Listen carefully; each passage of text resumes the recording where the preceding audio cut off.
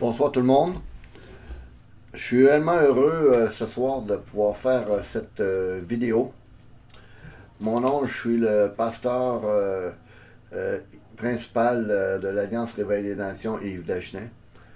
Et ça me fait plaisir de m'adresser à l'Église qui est à Côte d'Ivoire. Je voudrais vous remercier de l'attention que vous avez à mon égard. Euh, Même des vidéos que j'ai reçues du frère et de la sœur. Et je suis réellement, je vais dire, béni d'avoir reçu leur témoignage. Vous savez, quand on regarde les épîtres de Paul, on regarde l'enseignement du Nouveau Testament. La Bible nous enseigne que on est appelé à être saint. Le mot saint vient de l'hébreu Kodesh, qui veut dire séparé, séparé du monde, etc. On a été sauvés pour être saints, pour rechercher cette sanctification sans laquelle personne ne verra le Seigneur. Vous savez, dans le monde évangélique en général, on a tendance trop souvent à élever les personnes en dignité, ceux qui apportent la parole. Oui, c'est vrai qu'on a été appointé par Dieu. Moi, j'ai été appointé par Dieu il y a presque 30 ans. Et le Seigneur m'a toujours gardé. Vous savez, je suis un être humain comme vous, comme l'apôtre Pierre disait dans une de ses épîtres, qu'on bronche tout d'une certaine manière. Et broncher, en grec, je ne me trompe pas, c'est amartia, qui parle du péché. Donc, j'ai une nature exactement pareille comme vous. J'ai des défaillances dans ma vie comme vous.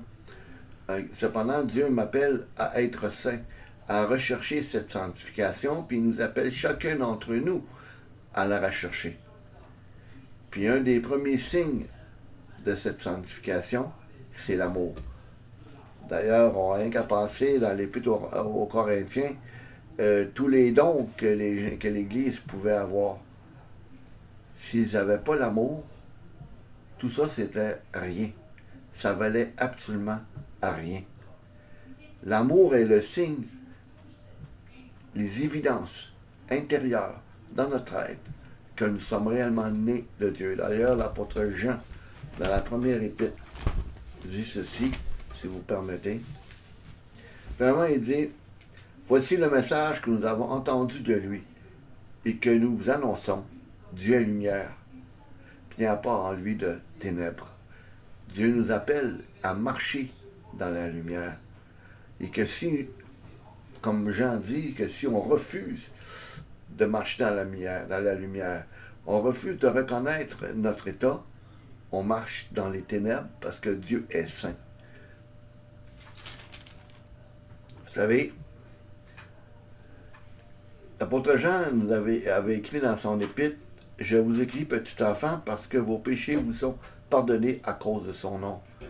Et c'est à cause du nom de Jésus-Christ de Nazareth que nous pouvons être capables de nous présenter devant Dieu, un Dieu qui est saint, qui est sans péché, qui est le péché, et qui est tellement le péché qu'il a été obligé d'envoyer son Fils mourir sur une croix.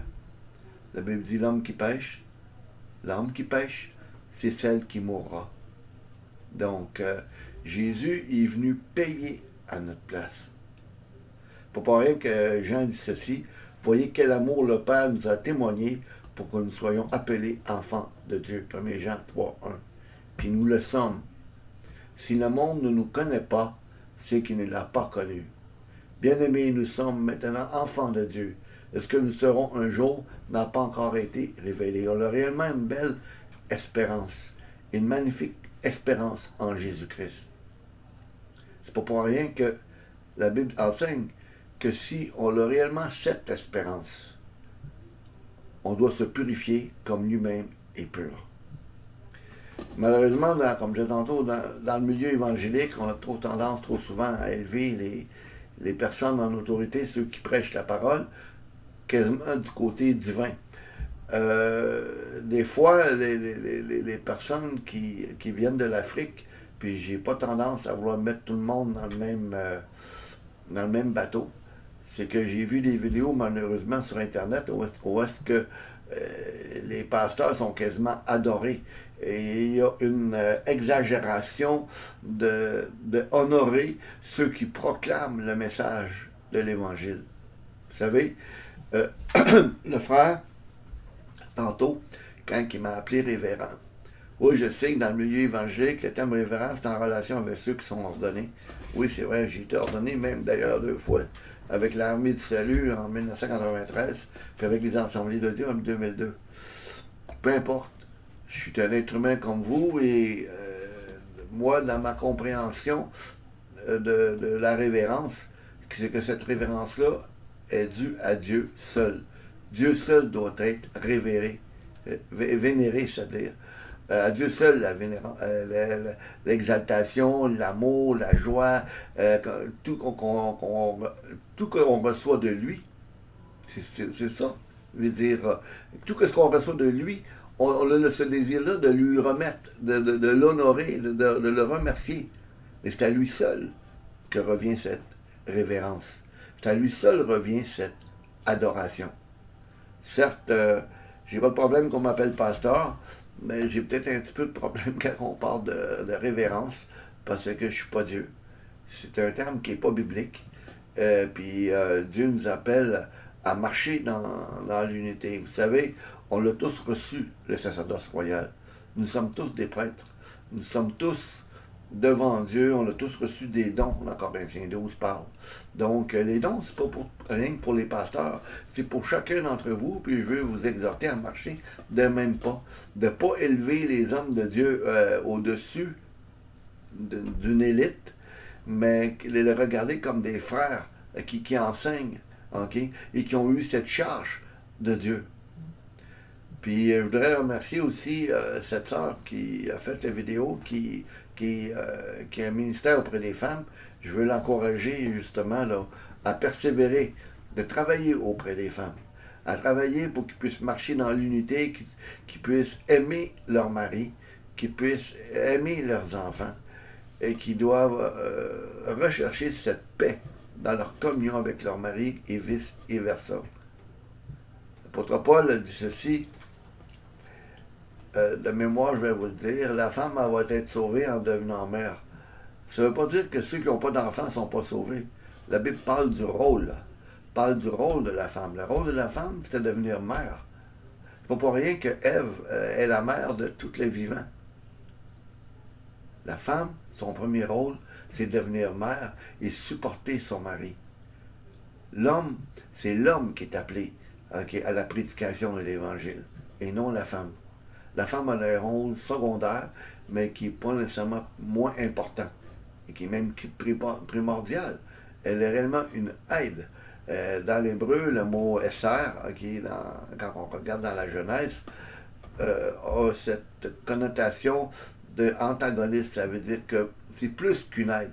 C'est que la femme est là pour pousser son mari à son maximum. Elle est là pour l'aider, pour faire en sorte qu'il puisse devenir de plus en plus proche de la stature parfaite de Christ. C'est une aide. C'est quelque chose d'important. Donc, je veux encourager cette sœur, qu'elle puisse encourager aussi les autres femmes, qui puissent être des épouses modèles, qui puissent être capables de supporter leur mari dans le travail qu'ils font.